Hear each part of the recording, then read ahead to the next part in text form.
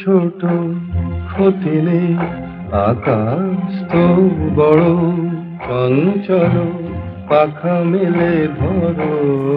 আজও তার জায়গা শূন্য পড়ে। তা নেওয়ার মতো দ্বিতীয় মহানায়ক আজ অবধি খুঁজে পায়নি বাঙালি। তার মৃত্যুর এত বছর পরেও সিনেমা নিয়ে নিরন্তর আলোচনা হয়। তার অভিনয় দক্ষতা, রোমান্টিসিজম সব প্রজন্মের কাছে কৌতূহলের বিষয়। কিন্তু অভিনয় এবং গানের পাশাপাশি তার জীবনে আরও একটি দিক হয়তো সেভাবে প্রকাশ পায়নি। উত্তম কুমার ছিলেন একজন আদ্যন্ত দেশপ্রেমিক। আজকের প্রতিবেদনে জানব দেশপ্রেমিক উত্তম কুমার সম্বন্ধে। উত্তম কুমার স্মৃতিচারণে লিখেছিলেন, আমাদের একমাত্র সহায় তখন নেতাজি। আমরা তখন নতুন আশার বাণীতে নতুন করে বাঁচার স্বপ্ন দেখছি। দেশাত্মবোধক গানও লিখতেন তিনি, পাশাপাশি গোপনে যোগাযোগ রাখতেন বিপ্লবীদের সঙ্গে। কোথাও যেন উত্তমের এই উজ্জ্বল মানবিক রূপটা নিয়ে আলোচনা বাকি থেকে গিয়েছে। 1945 সালের 23শে জানুয়ারি নেতাজি সুভাষচন্দ্র বসুর জন্মদিনে কলকাতার রাস্তায় বেরিয়েছে প্রভাত ফেরি। নেতাজিকে নিয়ে না শোনা একটি গান গেয়ে এগিয়ে চলেছেন একদল যুবক। গানের কথাগুলো ছিল এরকম: সুভাষেরই জন্মদিনে গাইব নতুন গান, সেই সুরেতে জাগবে মানুষ, জাগবে নতুন প্রাণ। প্রভাত ফেরির একেবারে সামনের সারিতে থাকা এক যুবক সুরেলা কণ্ঠে বাকিদের সঙ্গে গাইতে গাইতে এগিয়ে চলেছেন। তিনিই গানটি লিখেছিলেন এবং সুরও করেছিলেন। সেই যুবকের নাম অরুণ চট্টোপাধ্যায়। ভবানীপুর অঞ্চলে সকলেই তাকে চেনেন। পরবর্তীকালে গোটা দেশ চিনেছে উত্তম কুমার নামে। ছোটবেলা থেকেই অভিনয় ভালোবাসতেন উত্তম। পারিবারিক নাট্যগোষ্ঠীতে নিয়মিত অভিনয় করতেন। গান ছিল তার ভীষণ প্রিয়। ছোটবেলায় রীতিমতো তালিমও নিয়েছেন। তারপর ধীরে ধীরে বাংলা চলচ্চিত্র জগতে অবিসংবাদী নায়ক এবং পরবর্তীকালে মহানায়ক হয়ে উঠলেন উত্তম কুমার।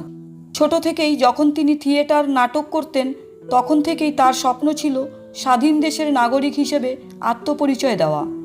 দেশাত্মবোধক গানও লিখতেন তিনি, পাশাপাশি গোপনে যোগাযোগ রাখতেন বিপ্লবীদের সঙ্গে।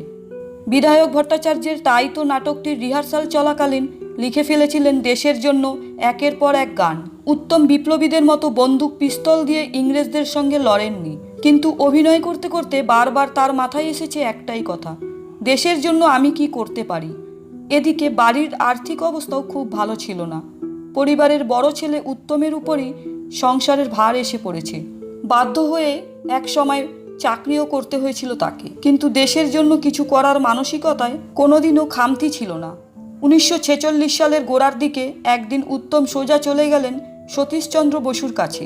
সতীশচন্দ্র বসু ছিলেন বিপ্লবী এবং অনুশীলন সমিতির সদস্য। তাকে গিয়ে বললেন, আমি আপনাদের জন্য কি করতে পারি বলুন। তখন নেতাজির চলো দিল্লির স্বপ্ন, সশস্ত্র যুদ্ধের মাধ্যমে দেশকে স্বাধীন করার স্বপ্ন বিরাট ধাক্কা খেয়েছে। আইএনএ সৈন্যদের বিচার চলছে দিল্লিতে। মামলার খরচ চালানোর জন্য অনেক অর্থের প্রয়োজন। সতীশচন্দ্র উত্তমকে কিছু আর্থিক সাহায্য করতে বললেন। সে সময় উত্তমের উদ্যোগে লুনার ক্লাবের পক্ষ থেকে একটি চ্যারিটি শো আয়োজন করা হয়। মঞ্চস্থ হয়েছিল বঙ্কিমচন্দ্রের আনন্দমঠ। সেই শোয়ের টিকিট বিক্রি করে 1700 টাকা জোগাড় করেছিলেন উত্তম কুমার। 1946 সালে এই টাকার মূল্য কম কিছু ছিল না। সেই টাকাই সতীশচন্দ্র বসুর হাতে তুলে দিয়েছিলেন তিনি।